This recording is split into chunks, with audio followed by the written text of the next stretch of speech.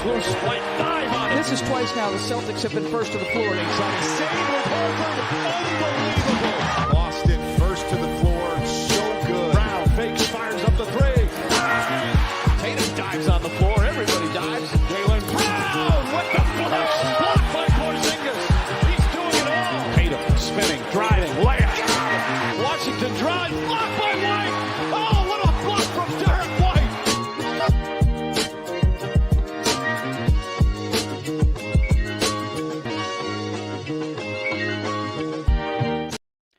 Wayne Spooney here, First to the Floor podcast. USA basketball beats France and the future of basketball. Gershon Yabusele. I'm here with Jake Eisenberg. Jake, what's up, buddy? Well, I really enjoyed getting hammered home the correct pronunciation of Yabu's name, Yabusele, not Yabusele. So No, you know, I refuse. Yeah, I'm out on that. It's not Yabusele. Yeah, it's Yabu. Yeah, man, Yeah. it was a great game, and I was saying I'm not gonna miss getting up at 4:30 or even 1 a.m. for some of the US games, but I have loved the Olympic basketball, not just the US stuff, but your Olympic basketball is not your thing. I know I have a dump in my pants about it. Like, I get it. I know this is whack and I know it's lame, but I just can't get up for it, man. I don't know. Like, it's mostly related to the USA team because I was watching the France-Canada game and I was into that shit and it was awesome. And it, like, Canada made that super late run and France held on and the French crowd's going crazy. And I was like, this is amazing. But the USA team, it's like, if you're really good at a video game and like the computer starts coming back on you and you're like, this is fucking whack, this is bullshit, and you get in like that mode where it's like, it's not fun to win, it's just expected. That's how USA basketball feels for me. And I know it means I have a dump in my pants. And like that fourth quarter against Serbia was like basketball porn.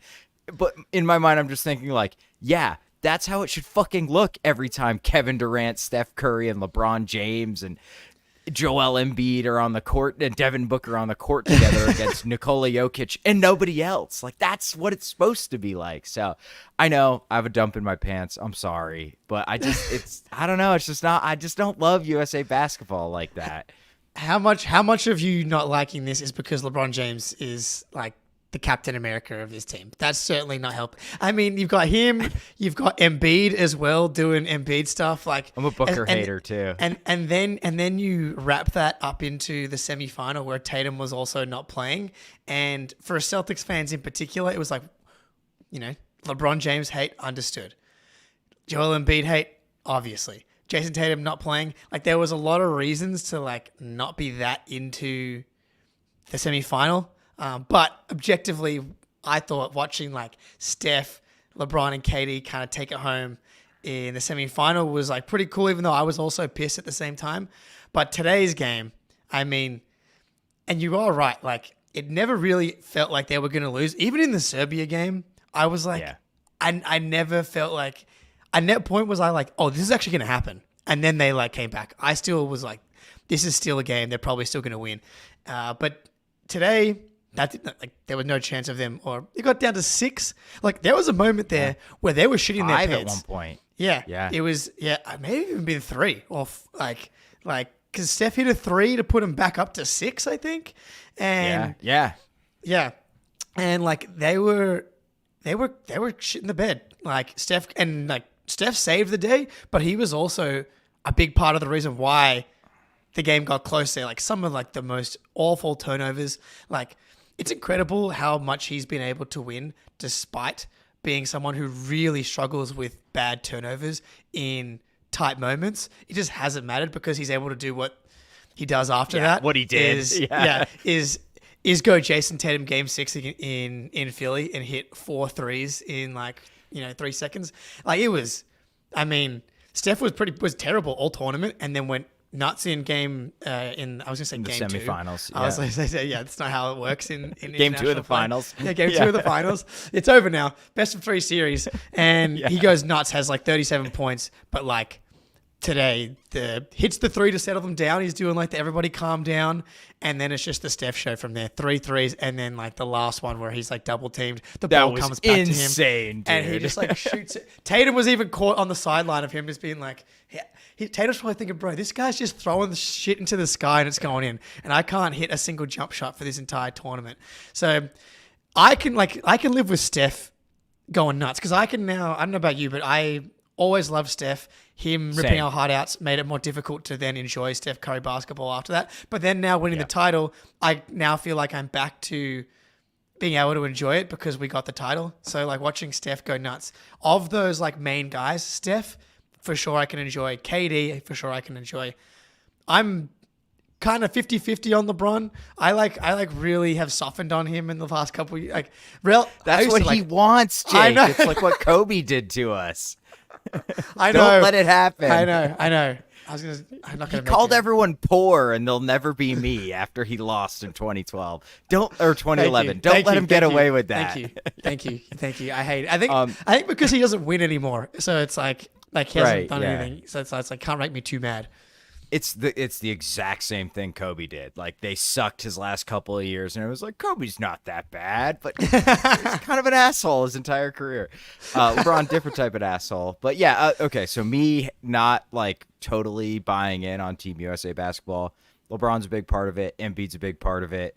I'm a Booker hater. I just find him distasteful. I have no idea why. Well, it's completely irrational. He does do this. He's kind of I'd say he's a little bit of a front runner. Like he's kind of like this like alpha shit talker guy, but has like really failed to back it up in moments. Like he like against the Suns where he's like talking shit to Luka all series and then just lays an egg in multiple series clinching games where Luka just like goes nuclear on him. So I get that. It's like cool. You're like this alpha Kobe, but you're not. Guy, but he's not really. Yeah, he's like a jump shooter.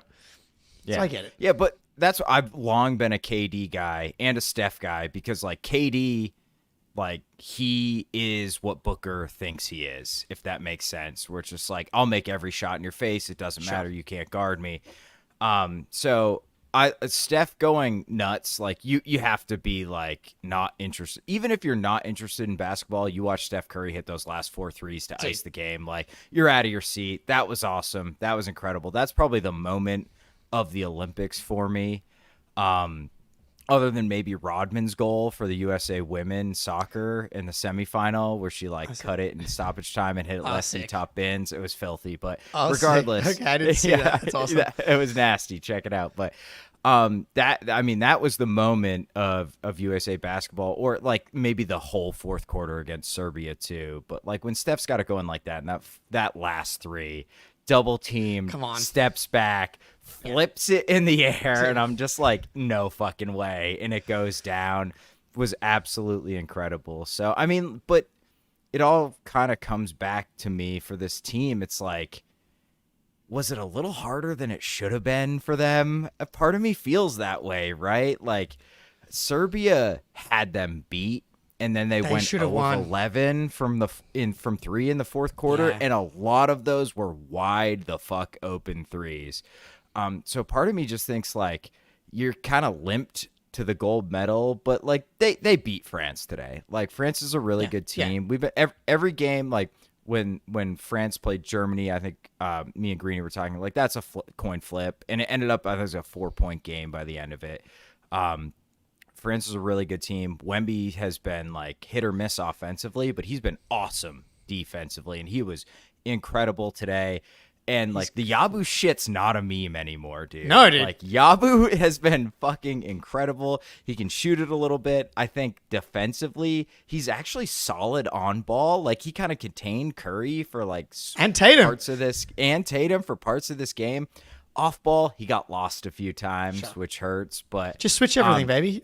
Yeah, he's an NBA player. Like to me, he's an NBA player. So I mean, this France team's really good. So it's no crime to like beat them. You know, have it be a 3-4 point game, 4 minutes left. But that's a very good win against France. Oh, yeah.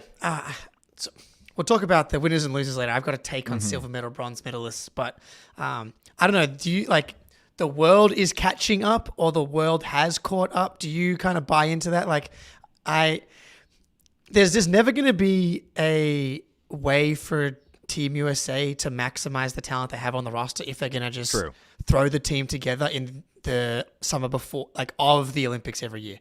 Like you have the World Cup the year before, you don't. The A team doesn't go to that ever, and then the Team USA inevitably loses the World Cup, and then they're like, oh, we can't take this. We're America. We invented basketball. Oh, yeah. Yeah. This is America. Somebody's getting bombed if we yeah. lose this. Yeah, dude. Yeah, get Obama in here, and we'll and we'll put together the A team, and then we'll win. But the other teams just have continuity, chemistry advantages, and like all these teams are like greater than the sum of their parts, whereas the Team USA is less than the sum of their it's just less than the talent. Like if this version of Team USA had been together for even last World Cup and this year, they would just blow everybody out of the water just because of like having those extra reps. But they, I'm torn. Last Olympics, France was up in the gold medal game. USA, man, if that is it number 30 for Serbia hits that wide open three to put them up 6 with like 2 minutes to go, does the USA lose that game? And like this would be like one of the biggest losses in the history of international sports. So I think it's just semantics though. I think that the world has caught up relative to like they haven't caught all the way up. They've caught up to second place is closer than it was 20 years ago. But like the USA has to send pretty close to their A team, in my opinion, to win gold. Like, they didn't even get close to winning the World Cup last year. And we were in the Discord, we were having a semantic argument about the C team or the B team, but like they didn't win gold in 2004 when they still had prime Tim Duncan, prime Allen Iverson, the young Melo, Wade, LeBron. Like they were missing all of the tier 1 guys, but they like prime Tim Duncan in 2004 and prime Allen Iverson, you would think is probably enough to just like win gold. But it's not. Yeah. So I think it comes back to, for me, as far as the world catching up, like they're catching up in that I talked about this with Greeny a little bit. Like 30 years ago, it was like, hey, they have one NBA player on this roster. And now it's like Germany's all, their starting lineup is NBA players. France filled with NBA players. Boomers. Jason Tatum doesn't play on this team, and he's all NBA first team. You know what I mean? It's like it's just probably never going to happen, or if it does happen, it's going to be in a very long time from now, where like it's the depth. It's Drew Holiday coming off the bench and completely changing the game. Like these other teams don't have that stuff. They're like, hey, this guy's pretty good in the German league coming off the bench, Oops, come on. Yeah, he was balling, man. Yeah, Voigtman or whatever that dude was, getting some offensive rebounds.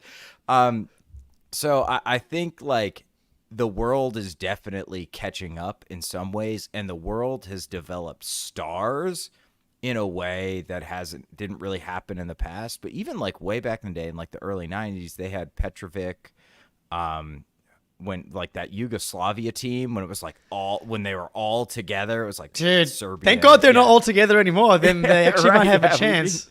We'd be in fucking trouble if that was the case. But Luka Jokic, dude. Yeah, dude. Ooh, that's terrifying. Yeah, and Bogdan too on the wing. Holy shit. But I just think like the depth of Team USA basketball is so it's kind of like soccer in like Brazil and stuff, right? It's so ingrained in the culture. Like every kid walks out and has a basketball in their hands in most of America, which is not from what I've seen in the fucking timeouts and halftime show at these NBA games, dude. I'm like, how is everybody at these games can't make a layup? What's going on here? I think they intentionally find people who've never dribbled a basketball. Like, I don't get it, but let me rephrase. We have 380 million people. A large percentage of that massive population plays a shit ton of basketball. And like you go to Germany, I don't think the same percentage of people are playing basketball, and they have, a quarter of our population. So it's just so ingrained in the culture in America that I think it'll be a long time before the world catches up because like the depth is just fucking nuts. Like Halliburton's not touching the floor, and Halliburton would be the best player on most of these. He'd be the best player on Germany, right? Maybe Franz. Yeah. No, it's Halliburton. It's definitely Halliburton. Yeah. No, right. you're right. I think pure talent wise, the world's not catching up when you like stack the depth all together. But like now you fast forward to 2028, and maybe we can talk about Tatum here.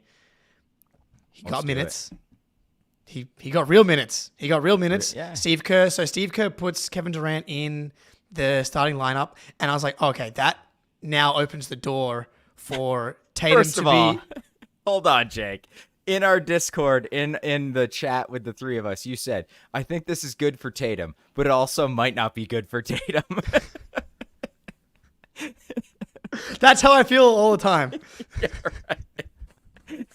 because it's good. Like it's good if Tatum actually wants to play. Yeah. But I think it could be bad. But it could be bad for him because the minutes are going to be hyper scrutinized, and he has no rhythm. Like he has no idea what to. And I thought it was quite evident that he didn't know how to play with this team offensively. Like he's played really well defensively, rebounding, and then offensively though, he missed a three, of course, because that's just how it goes. But yeah, 0 for 16 on jump shots for the tournament, which is really like 1.5 games of a sample size of like total jump shots. That includes threes and mid-range stuff. So nothing to worry about there. But Jason Timpf loved to tweet that one out as soon as the game was over. He took 4 threes in 6 games. I mean, didn't play, so 4 Yeah. threes in 5 games. Like, that's fucking nothing, dude. Yeah, it's He takes it's that one in a half. quarter. Yeah, Yeah, what are we right, doing? exactly, yeah. So yeah, the sample size is so small, but like offensively, I didn't think that he had a role. It was like just go stand in the corner, and there was one. At least he hit the fucking rim this time. T in the chat, thank you. That was nice to see.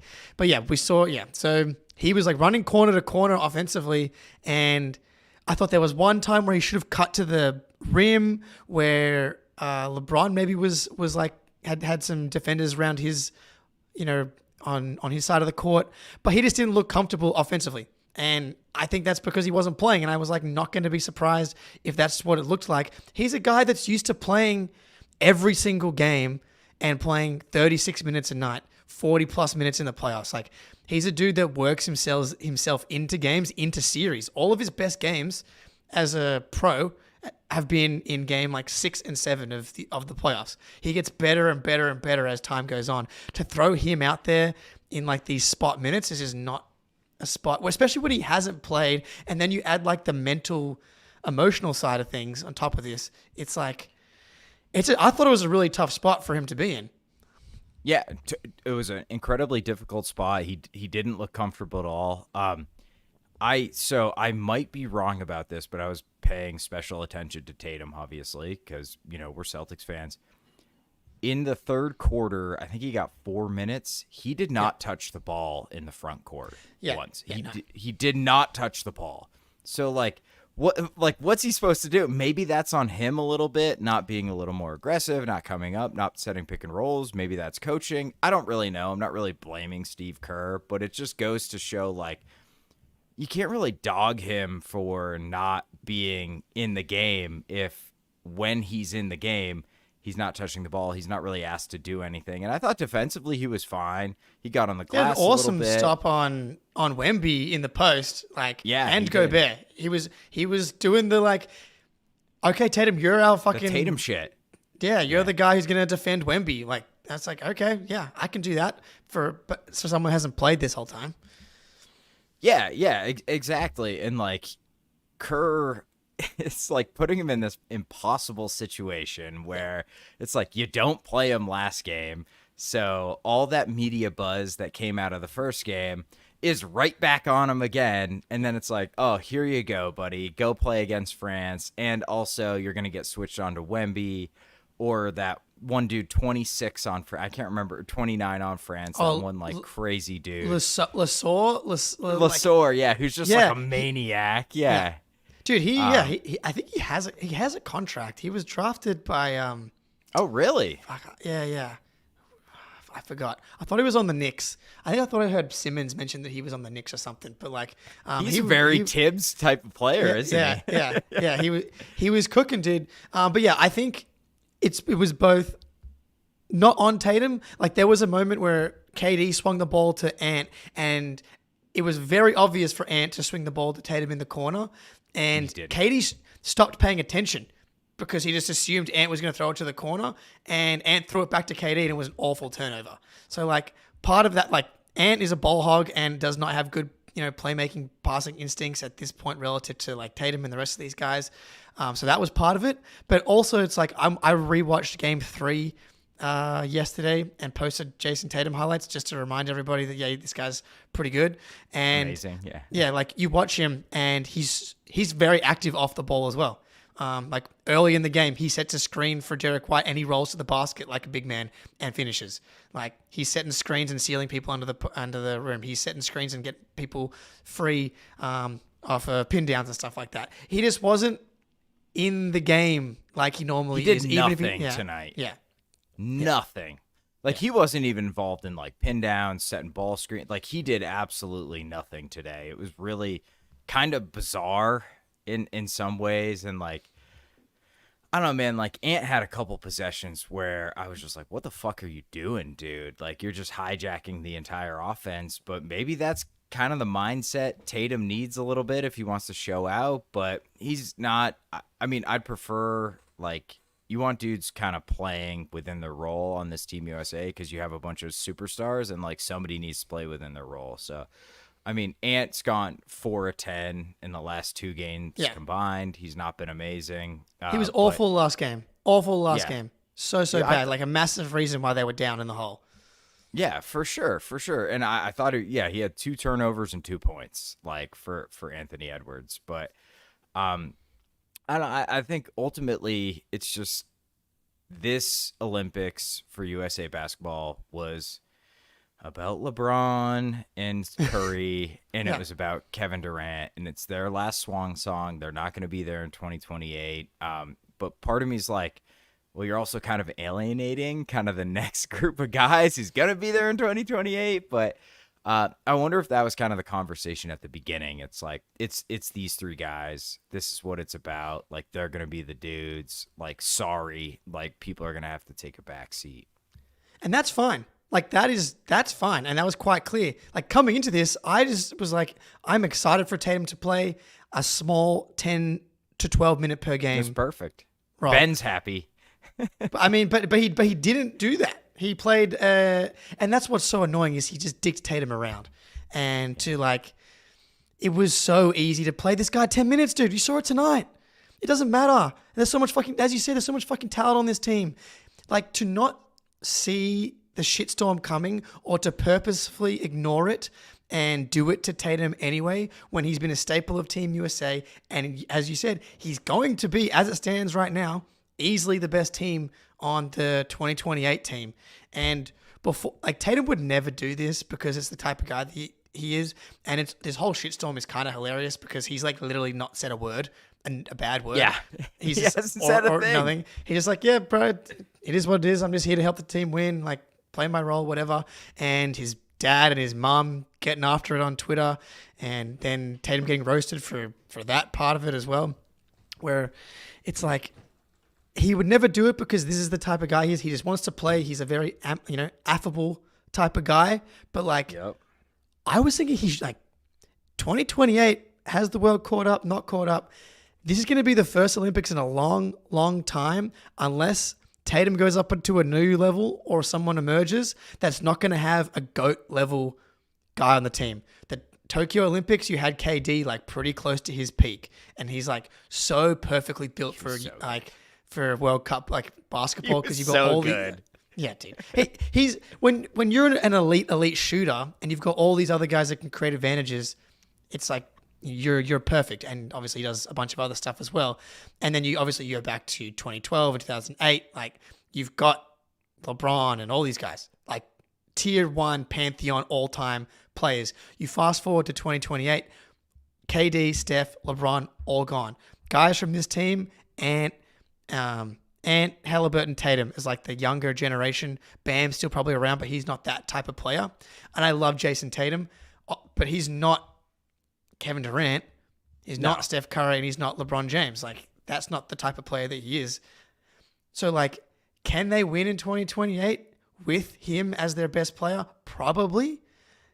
But you're putting yourself in a dangerous position where, like, if things don't go great, they get a hot shooting night.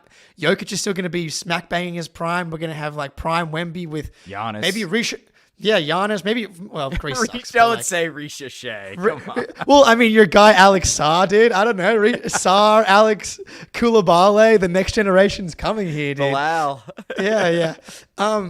And it's going to be like Halliburton, Anthony Edwards, Jason Tatum, Chet Holmgren. Obviously, they're going to have a massive Dyson talent Daniels on Australia, right? Gideon Dyson Daniels. Wait till we get to the winners and losers. All right. No, but so I'm just saying it's a scary spot.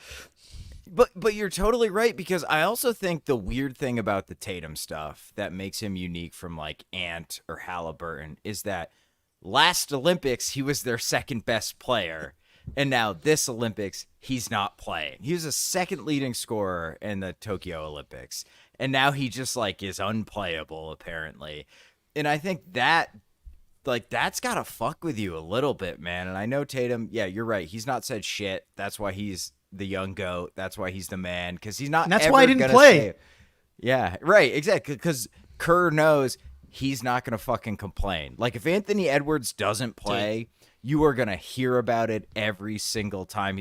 He's going to make a joke about it, but you're going to have to deal with that bullshit. And like when Tatum doesn't play, it's just Tatum's quiet, and you know, maybe the media ask you about it, and then you just say, "Oh, I'm stupid. I didn't play Jason Tatum. I'm sorry." You know, and then it all kind of gets breezed past. So, I just think that's why his situation's a little bit unique, because like he's already proved he can be the second best player on a gold medal team. So I don't know, man. It's all been a really bizarre experience as a Celtics fan. And then Derek White doesn't play at all when he's been amazing the entire tournament. Like, did you expect D White not to play today? I thought when I saw the KD starting and that Himmelsbach posted the clip of Tatum getting an extended shoot around, I was like, it seems like Tatum's back in the rotation and they want size against France with Wemby and Gobert. I was like, Which makes sense. It's not going to be like the only one that it's going to be is going to be Derek. Like it should be Ant. Derek should probably play instead of Ant. If we're going to be honest about it, Booker's been excellent, so there's no reason why he shouldn't keep playing as well. So I actually kind of did expect Derek to be the guy that didn't play today. And I like, it is kind of hard to play 11 and 12 guys. I understand that, but like, it should never have been Tatum. So I have this clip here. I can't find out this guy's name. Maybe you know, but it's the Player's Choice podcast. He goes viral a little bit here. I watched a bunch of their shows. They call him Chill. Didn't help me at all. So, but he had this this little rant about Tatum and like his confidence and how this can kind of fuck with a player potentially. Even though Devin Booker was on the crew in 21, even though Kevin Durant was on the crew in 21, and he was playing with those guys, and he got busy with all of those guys. Third on the team in minutes, second in scoring. I'm a better player in 24 than what I was in 21. First team All-NBA. Better than all of these guys. Now I can't get off the bench. Why? Because we have a different guy at the helm. So with that being said, we got a coach who's different, who has a different philosophy, and screwing up a guy. Because I want to make sure we understand this. There's a thin line when you're talking about competition between confidence and failure. Very different. And when you're talking about players at this level, you get in their head, you can screw them up. 100%. That's why I'm confident that Joe Mazzulla is looking at his man on television and going, I got to get with him immediately because I can't let this happen to my guy, because this can happen to anybody. That dude's electric. Holy shit. Dude. Yeah. So I don't know I don't know his name. They just call him Chill. Player's Choice podcast. I hate like swipe off the Nuggets guys on that who just is the takes or disaster. Swipe a cam or whatever. Swipe a cam. He got flamed by Kevin Durant on Twitter yesterday, which was hilarious. But yeah, so Chill is his name, and that's you talk about lizard brain takes, dude. Like, does this like experience fuck with Tatum's brain at all? Can we get Joe Mazzulla? Is Joe Mazzulla thinking, can I get Tatum to come down to the Costa Rican jungle and do what I did between losing the conference finals to the Miami Heat going into the next season, strip him down mentally and then build him back up to fix his jump shot one way? I have the fix, Jake. I have the fix. Joe Mazzulla is coming to Morgantown, West Virginia for the first game of the college football season. Okay. Penn State, ranked Penn State, coming to Morgantown. Joe will be here. He's doing a Q&A session. I'm going to be there, Celtics jersey, yelling at him. We'll see what happens. I'll probably get kicked out. Bring Tatum. There is no better way to just flush your feelings, flush your confidence. It all disappears when you're walking around the tailgate right in front of the hospital because we shut the hospital down. Who needs to be healed when it's game day in Morgantown, baby? Get the beers flowing. Let's go crazy. Garrett Green, you got it, Tatum. It'll all just disappear, dude. Like the frontal lobes, gone. You don't need that. All just lizard brain. We're just feeling good. Yeah, we're getting over all this shit. It's game day in Morgantown. I feel like that's the only way to solve it, right? I love it. And yeah, in the chat, JT needs some time off. Exactly. I think so, man. Like, he's just so hyper scrutinized. Can we get him, maybe microdose him some mushrooms beforehand as well? Just get the beers going. Just relax. Just chill. People don't even know West Virginia exists. It's the perfect place to disappear, dude. They're like, Western Virginia? I've been to Richmond. No, different state. All right, hey, we got to move on. We got to hit prize picks real quick. No, go ahead, Jake. You got one. Prize picks. Prize pick. Let's do it. Prize Picks is America's #1 daily fantasy sports app with over 5 million active members. Prize Picks is the easiest and most exciting way to play daily fantasy sports. Unlike other apps, on Prize Picks, it's just you against the numbers. All you do is pick more or less on 2 to 6 player stat projections and watch the winnings roll in. Get in on the daily action with your friends and become part of the Prize Picks community today. You can now win up to 100 times your money on Prize Picks with as little as 4 correct picks. You can turn $10 into $1,000. With the finals over, the hoops action doesn't stop on Prize Picks. Women's basketball is still heating up with stars like Caitlin Clark and Angel Reese looking to make names for themselves alongside greats like Brianna Stewart and Asia Wilson. You could win up to 100 times your catch watching them ball out. I love how fun and simple the experience of playing with Prize Picks is. For the upcoming hoop schedule, I'll be looking at Caitlin Clark for more than 3.5 3-pointers made and Brianna Stewart for more than 23 points. I made my first $10 deposit and received an instant $10 bonus. If you have the skills, you can play for a shot at turning your $10 into $1,000. Download the Prize Picks app today and use code CLNS for a first deposit match of up to $100. That's code CLNS on Prize Picks for a deposit match up to $100. Pick more, pick less. It's that easy. All right, Prize Picks, check it out. It's a good time. Jake, I feel like we got to move on. It's already 33 minutes in. We said we're going to do 15-20 on game one. Or game one, Jesus, man. The finals of the Olympics. So Olympics, winners and losers, obviously basketball related.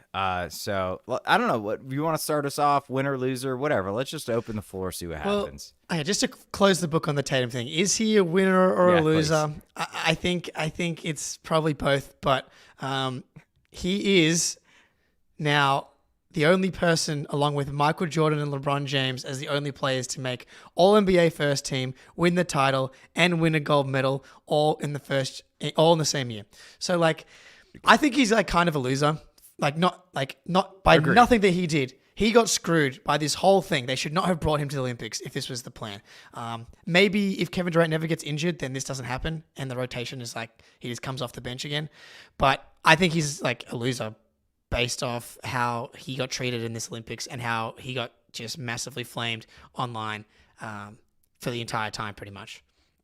I have him in my loser crowd right here. Again, yeah, agree with you. Totally not his fault, but ultimately, you come out of the finals feeling like, hey, he didn't shoot the ball, but goddamn, did he play amazing otherwise? And then this Olympics happens, and now we're thinking, is the shooting in his head? Why isn't he playing? So I think Tatum's a pretty clear loser. Let me give you a winner. I think this one's pretty obvious. Gershon Yabusele. Oh, yes. Dude hooped, man. He balled out. He played really well today. Like I said, he had some mix-ups on off-ball defense, but those were mix-ups where they were pick and rolls involved with Steph Curry. There's not many guys in the NBA. There's one guy in the NBA who's going to like mix you up in that way where you get in no man's land, or you're just like, oh, I won't track him from 30 feet away. Well, you got to track Steph that far away, but ultimately, Gershon was amazing. He was incredible in the semifinal game. He hung tough. He was probably France's second best player today. Maybe you could make an argument for best players. Yeah, maybe first best player. Monster offensive rebounds in the quarterfinals game late too. So I think he's a clear, I think he's in the NBA next year. Yeah, massive winner. He has to be in the NBA if he wants to be, surely. I mean, Celtics legend Svi Mihajlovic just got a 4-year, $15 million contract with the Jazz. Which is insane. Danny. Yes. Yeah, I don't know what's going on there. But congratulations to Svi. Yabu, your name for the Celtics. We've got a roster spot open here. We're trying to build out just like that front court depth without Porzingis. Al Horford, Porzingis insurance.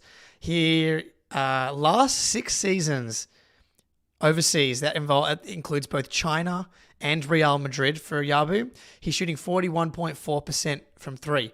Now, 6 seasons sounds really good, but that actually is 437 attempts.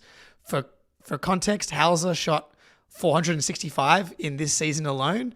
So I went back and I added up all of the games from Yabu's seasons here, and 123 games, so 3.6 attempts per game, which is not nothing, not a ton, but that's like short of 3-point line. But I think he could definitely get a spot. He could definitely be valuable in that 15th roster spot for the Celtics.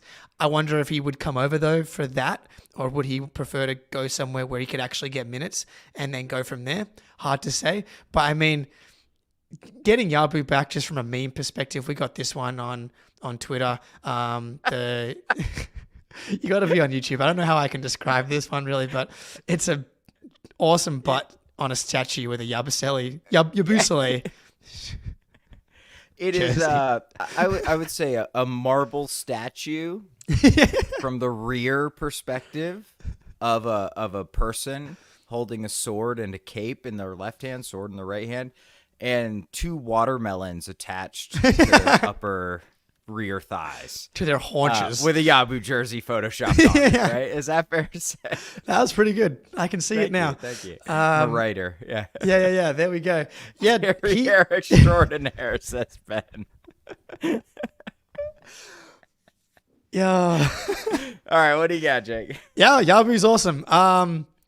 So bronze medalists I have as winners in team contests in the Olympics. So I think it's better to win bronze than silver in a team sport at the Olympics.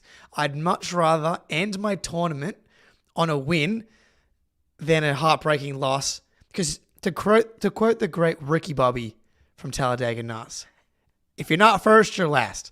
So you may as well end your season on a W. In height, you that southern accent attempt was fucking beautiful. We're not first or last. I love Ricky Bobby. I love Ricky Bobby. In high school, we played a rugby tournament between the 6 surrounding international schools when I was in high school in Singapore. And in 11th grade, we didn't make the finals, but we won the 3rd place bronze medal match. Jubilation, big celebration.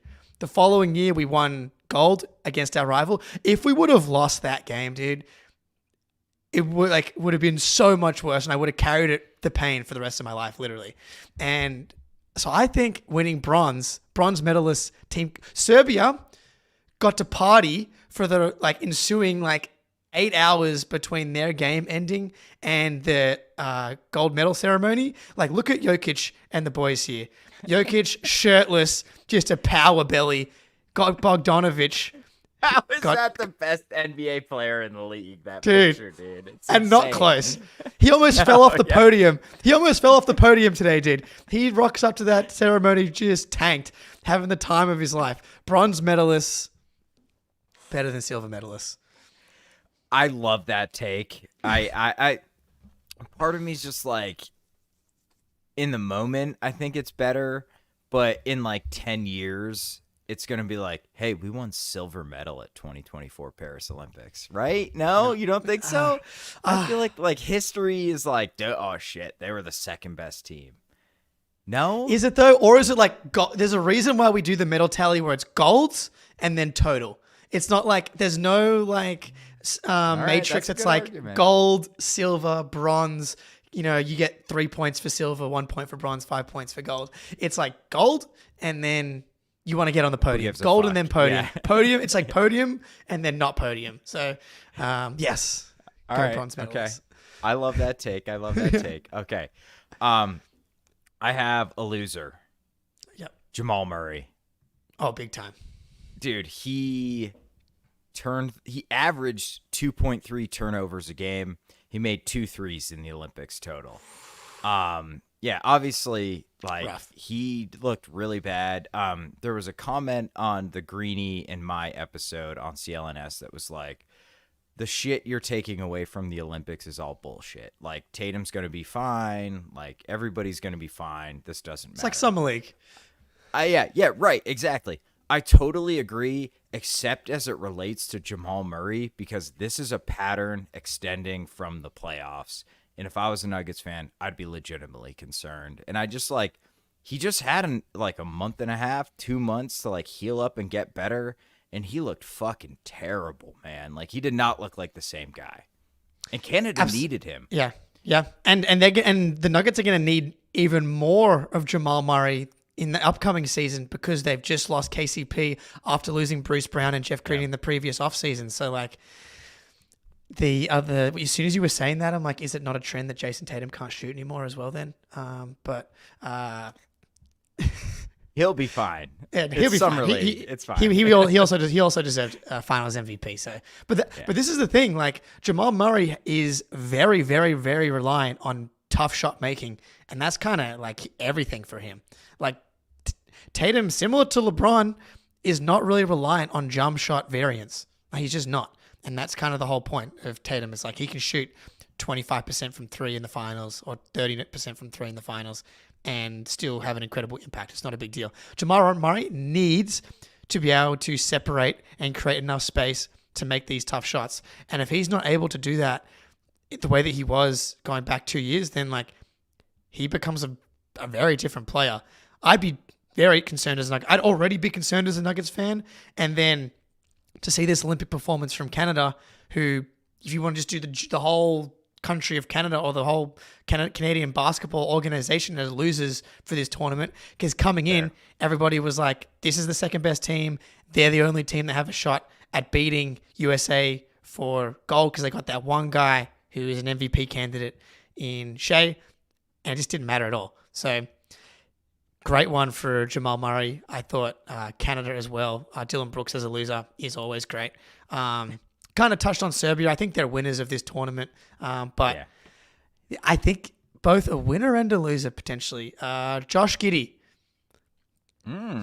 I thought he played really well. And I thought, like, Is the quote the problem?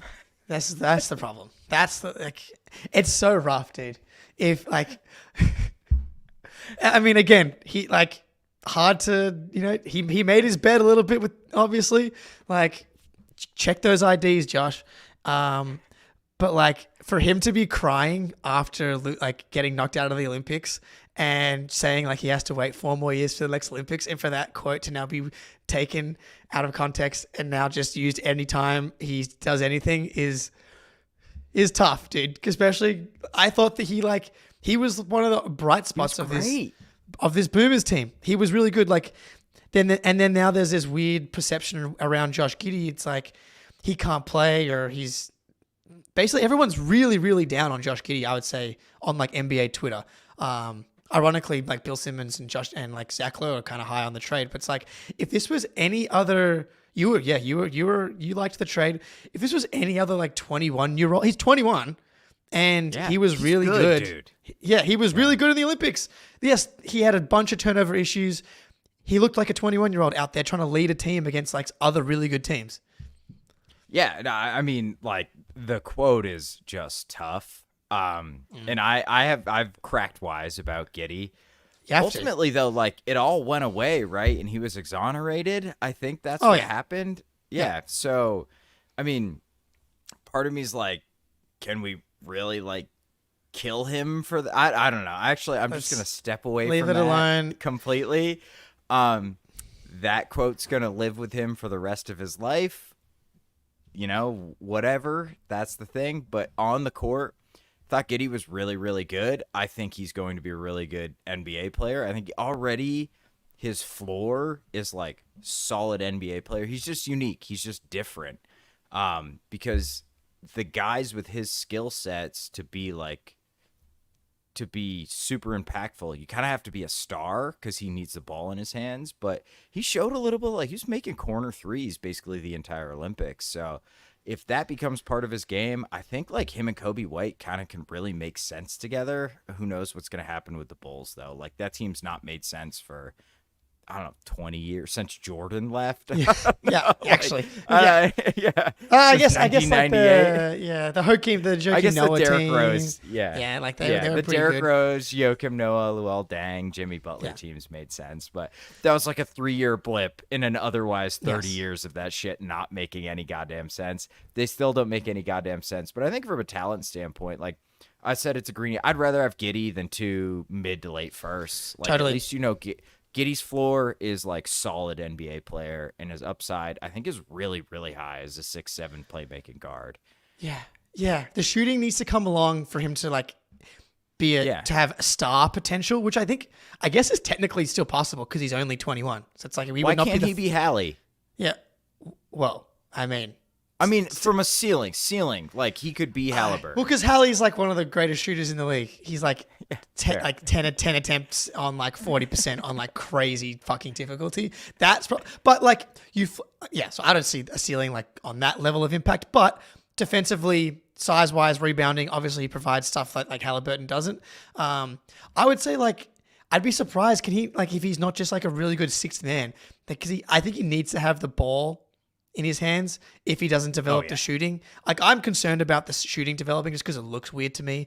And like he shot better. He was hitting like step back threes in this tournament, but the line being like 2 feet closer, I think makes a difference for some guys. It really does. Dude, And Schroeder is the fucking example of it making a difference for guys for sure. Like I'm totally with you. Like obviously my range doesn't extend that long. I'm money from 14 feet. Yeah. You get me out to 16. Yeah. It's brutal, you know? It's But, a big difference. yeah, it is, dude. It is. We got to do last ad read real quick, and then we'll jump back into another winner or loser. Yeah. Game time. I live in the shadow of the newest MLB sensation, Paul Skeens. He's absolutely electric. Pitcher for the Pittsburgh Pirates. I'm looking forward to making the hour trip up to Pittsburgh and catching a Skeens start with Game Time. Game Time is an authorized ticket marketplace of Major League Baseball, which makes getting tickets faster and easier. Prices on the Game Time app actually go down the closer it gets to the first pitch. With killer last-minute deals, all-in prices, views from your seat, and their lowest price guarantee, Game Time takes the guesswork out of buying MLB tickets. We actually just used Game Time to pick up our Summer League tickets, and I just attended a soccer game up in Pittsburgh featuring my least favorite Premier League team, Liverpool FC, all thanks to Game Time. Mo Salah, bald now. I had no idea, but he pulled the Jake Eisenberg and shaved it all off. Yep. Game Time is just super easy to navigate. You can pick up last-minute tickets. They've got flash deals where you save even more with exclusive in-app deals on select seats ahead of the game or event. Zone deals where you can save when you choose a section and let Game Time choose the actual seats. And I think my favorite feature is you toggle on all-in pricing. The price shows up the total up front, no surprises or fees at checkout. So take the guesswork out of buying MLB tickets with Game Time. Download the Game Time app, create an account, and use code CLNS for $20 off your first purchase. Terms apply. Again, create an account and redeem code CLNS for $20 off. Download Game Time today. Last minute tickets, lowest price guaranteed. All right, I got a winner for you, Jake. Here we go. Old Celtics friend, Daniel Tice. Yeah, dude. I thought, dude, like Tice kind of like been floating around the NBA, like sort of been like a low end rotation player on some teams on LA. I thought he was really, really solid, like really good, and just kind of one of the better bigs in the entire Olympic tournament. Just like, hey, man, I'm still around. Like, somebody give me some minutes. Oh, dude. Daniel Tice, do these guys just get FIBA boosts? Like, is it just the national pride where these guys, like Patty Mills was also awesome again. He's signed somewhere, I'm pretty sure. But again, Pelicans. Yeah. I think he's legit the starting center for the Pelicans right now. I don't know who else. What happened? Oh yeah, because JV got traded. to JV's Washington, gone. right? Yeah. Yeah. And Larry Nance is also gone too. So unless they make a move, because there is a Brandon Ingram trade. Like that's what I'd be trying to do if I was them, is trying to trade him for a big man. That like makes sense. Yeah. But no one wants Brandon Ingram because you have to pay him lots of money or let him go. Yeah. So Tice is a great one. I mean, Steph, LeBron, and KD probably, like, you can bundle them all together, obviously, as winners for this one. I mean, like, Steph is going to be remembered as a winner for that crazy semifinal game in the fourth quarter, but, like, he was dog shit for large portions of this Olympics. But, yeah, he's probably a winner, right? Come on, man. He had, like, the two iconic performances in, like, the two biggest games. I know. And then, like, the other, it's like, yeah, that doesn't really matter. He was bad against Puerto Rico and fucking Brazil. It's not really. Yeah, I know. You're right. Not really. Right. Not really a big deal. I mean, Ant said it was awesome that Steph Curry turned up to Paris like 3 days ago. So, damn it, Ant's likable. It's annoying. I know it is really annoying. I just saw like NBA University tweeted like the true shooting of like all of the players, and man, Tatum 47% true shooting going all the way back to the exhibition games. So painful, dude. So it's brutal. Sorry to drive the stake back in. We've got to hit the overall medal tally and one Let's do it. Broader Olympic. Let me just rip off a couple that I have left. Yes, please. Go. Isaiah Cordonier, winner, looked Yeah, really solid. The French crowd, electric, winner. And then Steve Kerr, loser. People were hating on him. Absolutely. Yeah, big time loser. But that's all I had. All right. Carried to another championship by title. Yeah. Steph Curry, Tim Duncan, Michael Jordan. This dude's got like 10 rings and a gold medal because of like he's aligned himself with the greatest fucking players in the history of the sport. Freed from Desire, great winner. The song, Mind and Senses Purified, Freed from Desire. Beautiful song that I'm glad that they made the anthem of the Olympics. I'm not sure if this is a winner or a loser again. And another Australian thing, we'll pull up the medal tally here quickly though. Medal tally, China still number one with 39 gold medal tally. In gold medal tallies. USA at 38.